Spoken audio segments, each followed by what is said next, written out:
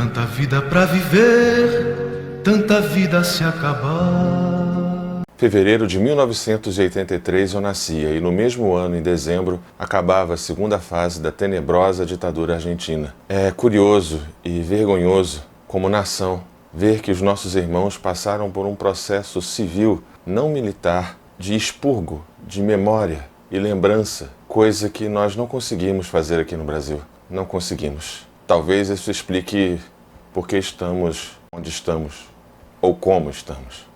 Fala aí, pessoal do Filodoxia, tudo tranquilo? Tudo beleza? Eu sou Thiago Ribarni, você está no Filodoxia para a crítica, com um spoiler de Argentina, 1985. Simbora! ¿Usted cree que va a ganar ese juicio? ¿Usted cree que las juntas hicieron lo correcto? ¿Es cierto que recibieron amenazas? Yo prefiero no darle mucha trascendencia a eso. Acá se trata de lo que el país necesita, respeto y justicia. Esta es nuestra oportunidad. Quizás sea la última. E aqui você já sabe, eu já vou pedindo logo, antes que algum deputado do baixo clero, ou os militares, ou parte da sociedade civil queira apagar ou varrer a história para debaixo do tapete, deixa seu like maroto, se inscreva no canal, caso ainda não tenha se inscrito, deixe um comentário no final, e se você estiver assistindo essa prévia por qualquer outro lugar que não um canal lá no YouTube, passa lá para prestigiar, que ajuda muito, beleza? Então agora sim, bora começar. Lembrando que essa crítica contém spoiler, se bem que é período histórico, né, enfim, mas contém spoiler. 1985 entra para a categoria não apenas de filme, mas filmes manifesto. Assim como teve lá na Netflix com Roma, que faz uma análise do percurso ali da ditadura, das ideias de luta de classe e tudo mais na Netflix, aqui o Prime Video nos presenteia com esse excelente filme do diretor e também roteirista, quase que meu xará, Santiago. O editor coloca a carinha dele aqui, com o magnífico e magnético Ricardo Darín. Sim, obrigado, Andréa Galvão, por me fazer me apaixonar tanto pelo país quanto pela história, e por Ricardo Darín, meu amor, te amo. E assim, aqui em 1985 é uma das críticas mais difíceis para se fazer. Eu fico imaginando a dificuldade para se fazer esse filme num contexto de pandemia, onde as gravações estavam tumultuadas, né, por conta, a gente já sabe, né, pela dificuldade da própria pandemia. E é um filme que tem um rigor histórico bastante interessante, apesar de ser uma história romanceada, tem que prestar homenagem e fazer deferência a fatos históricos verdadeiros e verídicos. E o filme aqui, ele é muito bem sucedido nesse propósito, né? Ele tem uma leveza que me surpreendeu, um humor que me surpreendeu e ao mesmo tempo uma dor, uma crueza, e trata de aspectos múltiplos para falar dessa segunda e última fase de 7 anos da ditadura argentina, né? Quando em 85 Alfonsín ele assume, né, e decide dar continuidade ao processo. Estracera, que é o personagem aqui do Darín, ele é um funcionário público que tem o dever, né, quase que a ética do dever de Kant, para levar esse processo adiante. E falando em ética, falando em dever, falando em Kant, vamos já chamar um... Momento filosófico. Aqui eu poderia chamar vários autores, mas vou começar por ela, Hannah Arendt. Sim, Hannah Arendt, que trata não só da banalidade do mal, mas também tem a perspectiva dela enquanto jornalista que vai cobrir o julgamento lá em Nuremberg, né? São julgamentos análogos, só que tem um ponto interessante aqui. Na Argentina não houve uma junta militar para julgar, nem foi um tribunal internacional, foi os próprios compatriotas, foi uma própria junta, digamos assim, um tribunal civil que julga os generais. Essa comissão não quer a verdade. Essa comissão quer a calúnia. Agora ele era visto pelos generais não mais como um capitão indisciplinado, ele era visto como um fiel deputado, ele era visto como um radical antipetista, ele finalmente foi visto como alguém em quem se podia confiar para o futuro.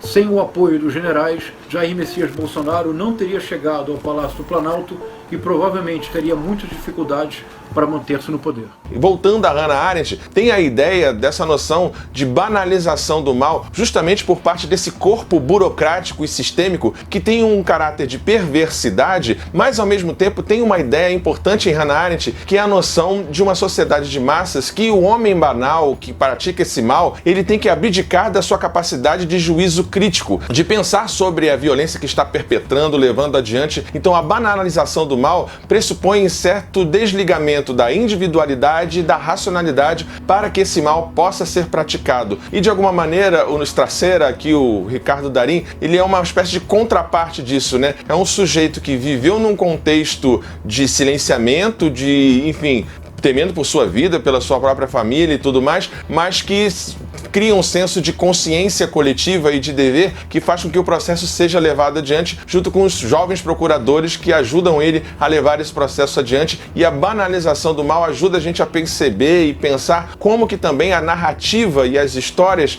são contadas de um jeito que faça com que nós, de alguma maneira, para fazer ficar mais palatável toda a violência. E nesse contexto de discurso, narrativa e morte, eu chamo aqui Attila Mbembe em diálogo com Foucault. Foucault trata a ideia de biopolítica, né, de biopoder, e Attila Mbembe traz a noção dessa necropolítica, né? Mais de 30 mil desaparecidos, os filhos que foram tirados das mães, que eventualmente a gente nem sabe onde estão, que foram adotados, lançados para outros países, muito com a ajuda imperialista dos Estados Unidos. Isso é um fato histórico, não é teoria da conspiração. Um poder, um Estado soberano não só decide quem morre, mas quem vive e como morre. E as questões narrativas, por exemplo, a junta militar só, de alguma maneira, admitia ser julgada pelos seus iguais. Corporativismo, né? Tem essa questão assim de você ter uma ideia de que não foi uma ditadura ou um golpe militar, foi uma revolução. Algo que acontece aqui no Brasil, né? O uso de termos e palavras, discursos e linguagens para criar uma confusão cognitiva e discursiva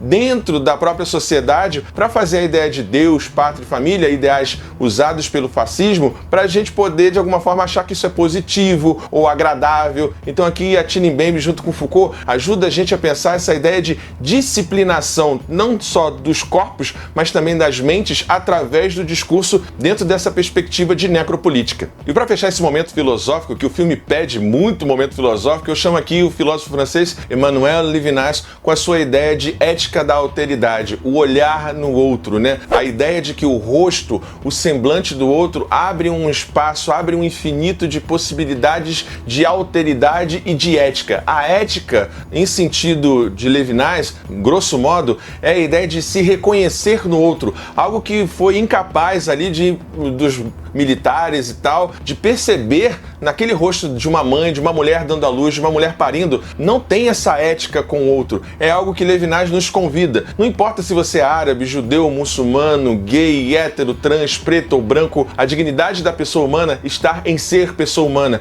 e nos reconhecermos um no outro. Não importa a crença, orientação sexual, cor e etc. Emmanuel Levinas nos convida a olharmos um no outro para além de qualquer visão política, ideológica, religiosa e tantas outras, como eu disse anteriormente, e percebermos e despertar em nós um pulso moral, um pulso ético que é quase que, entre aspas, irrefletido, é intuitivo, está para além da razão, porque eu estou contigo, você está comigo. É uma ideia bastante interessante que o cristianismo e tantas outras religiões percebem, né? Salam aleikum, aleikum salam. O Deus que está em mim saúda o Deus que está em você, no sentido de dignidade. Coisas têm preço, pessoas têm valor. Então a ética da alteridade de Levinas ajuda a gente a pensar como eventualmente nós despersonalizamos o outro, o inimigo, o opositor e etc. Isso é ruim, inclusive para nós mesmos, porque cria uma autoimagem de nação e de indivíduo muito ruim e que causa traumas e fissuras que, infelizmente, como eu já disse, a gente no Brasil não conseguiu elaborar e estamos onde estamos. E para fechar aqui esse momento filosófico, que já está ficando grande, mas eu acho que você está aqui e você gosta disso, é Aristóteles. Sim, Aristóteles, em sua poética, traz o conceito, não exatamente de Aristóteles, mas traz o conceito de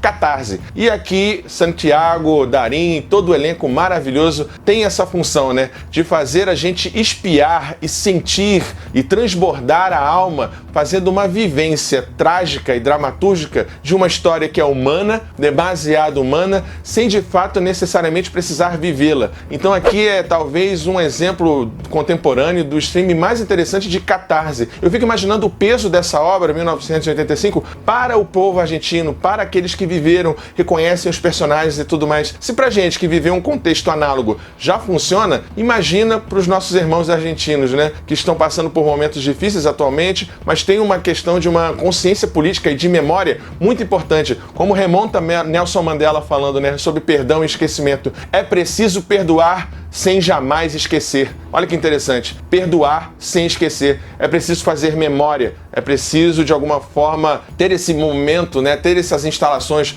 os museus, os memoriais, para que a gente faça memória, para que a gente perdoe para poder seguir adiante, mas sem perder de perspectiva o que aconteceu no passado, porque pode sim nós termos uma nova ditadura, um novo fascismo e etc, etc, etc. E aqui, 1985, junto com Aristóteles, traz muito essa percepção de catarse, uma vivência catártica que ajuda a gente a ter uma alteridade, uma empatia com o outro para pensarmos a nós mesmos. Mas bora lá voltar para a crítica. Para mim, 1985 está para o cinema argentino, assim como está para o cinema brasileiro. Eles não usam black tie, né? Apesar de ser uma história não real, meio que ficcional, eles não usam black tie aqui no Brasil, mas tem uma analogia possível aí. Assim como houve recentemente o Medida Provisória do Lázaro Ramos, que também é ficcional, mas tem essa ideia de cinema manifesto e cinema memória, cinema catarse. O filme, ele tem um ritmo bastante interessante, tem blocos bastante segmentados, né? Você percebe a ideia de construir o Estrazeira,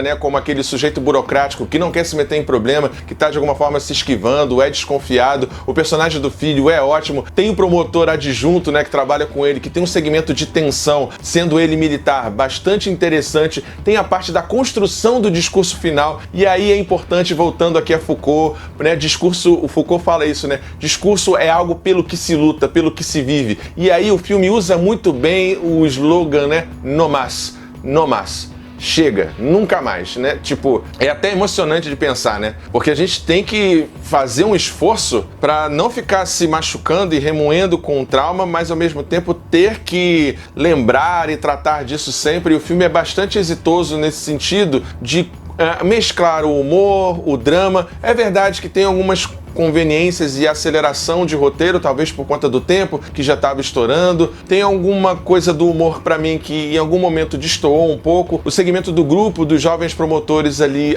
não ficou tão bem explorado. Algumas questões que são iniciadas e parecem não serem resolvidas, mas no geral é um filme que cumpre muito bem o seu papel. É ótimo que a gente tenha acesso a esse filme pelo streaming. Quase todo mundo aqui assina lá a Amazon Prime Video, né, desse nefasto aí, desse Bezos aí, esse Zé Ruela aí, mas enfim, quase todo mundo assina isso, então todo mundo tem a possibilidade de ver. Isso por mim já vale por si só. Não é nenhum Parasita, nenhum Roma, nada assim grande, eloquente, mas é um filme sim muito honesto, muito competente, que faz jus e atende tudo aquilo que se propõe. Bom, então por isso tudo, a minha nota para a Argentina 1985, um filme obrigatório, é nota 9. É um filme excelente que se torna obrigatório para a gente entender não só Brasil, Argentina, mas como todas as ditaduras da América Latina, imperialismo, memória, judiciário, noção de construção de discurso, enfim, uma obra excelente que, se Deus quiser, oxalá deixar, ele vai lá pro Oscar e eventualmente até vença, quem sabe, né? Vamos torcer aí. Bom, é isso, pessoal. Espero que você tenha gostado dessa crítica. Deixa aí seu comentário, não esquece de se inscrever no canal e até a próxima, pessoal. Tchau, tchau. Valeu!